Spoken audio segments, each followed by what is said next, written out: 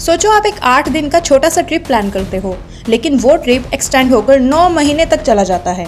ऐसा ही कुछ हुआ हमारी हीरो सुनीता विलियम्स के साथ। एक छोटा सा स्पेस मिशन जो अनएक्सपेक्टेड ट्विस्ट और टर्न से भरा पड़ा है।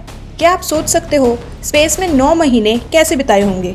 सब कुछ शुरू होता है 5 जून 2024 को, जब सुनीता विलियम्स और उनके साथी एस्ट्रोनॉट बच विलमोर ने बोइंग के स्टारलाइन स्पेसक्राफ्ट में अपना मिशन शुरू किया। ये मिशन सिर्फ 8 दिन का होना था, एक टेस्ट फ्लाइट जिसमें उन्हें इंटरनेशनल स्पेस स्टेशन यानी ISS तक जाना था और वापस आना था। लेकिन स्पेस मिशंस में कभी कभी सब कुछ प्लान के मुताबिक नहीं होता। जब स्टारलाइनर ISS के पास पहुंच रहा था, तब कुछ अनएक्सपेक्टेड सा टेक्निकल इश्यू सामने आया।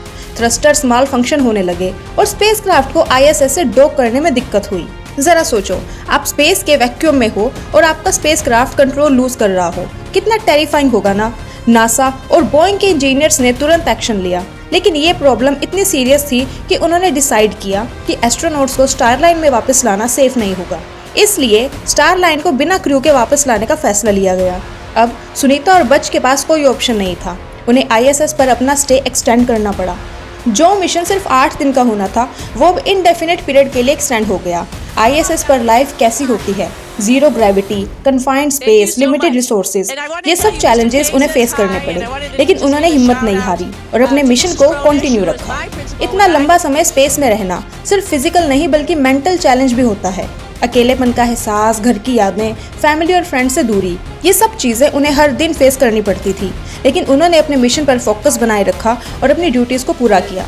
सितंबर 2024 में नासा ने SpaceX Crew 9 मिशन लॉन्च किया, जिसमें नए क्रू मेंबर्स ISS पर आए। इन नए एस्ट्रोनॉट्स और कॉस्मोनॉट्स ने सुनीता और बच को कंपनी दी, जिससे उनका मोराल बूस्ट हुआ। इस टीम वर्क ने उन्हें इस टफ टाइम में बहुत सपोर्ट किया। फाइनली 18 मार्च 2025 को सुनीता और बच ने SpaceX के Crew 9 स्पेसक्राफ्ट के थ्रू वापस अर्थ पे आने की तैयारी शुरू की। ये मोमेंट उनके लिए इमोशनल और एक्साइटिंग था। 9 महीने स्पेस में बिताने के बाद वापस अपनी जमीन पर कदम रखना एक अलग ही एहसास था। इतना लंबा समय जीरो ग्रेविटी में बिताने के बाद अर्थ की ग्रेविटी को फिर से अडेप्ट करना एक बड़ा चैलेंज होता है। मसल्स वीक हो जाती हैं, बैलेंस लूज हो जाता है और नॉर्मल एक्टिविटीज भी डिफिकल्ट हो जाती हैं। सुनीता और बच ने रिहेबिलिटेशन प्रोग्राम शुरू किया, जिससे उनकी बॉडी फिर से अडेप्ट कर सके। ये मिशन सिर्फ एक स्पेस जर्नी नहीं थी, ये एक लेसन था डिटर्मिनेशन, रेजिलियंस और टीम वर्क का। सुनीता विलियम्स और बच विलमोर ने दिखाया कि कैसे मुश्किल सिचुएशन में भी हम अपनी हिम्मत और डेडिकेशन से सब कुछ ओवरकम कर सकते हैं।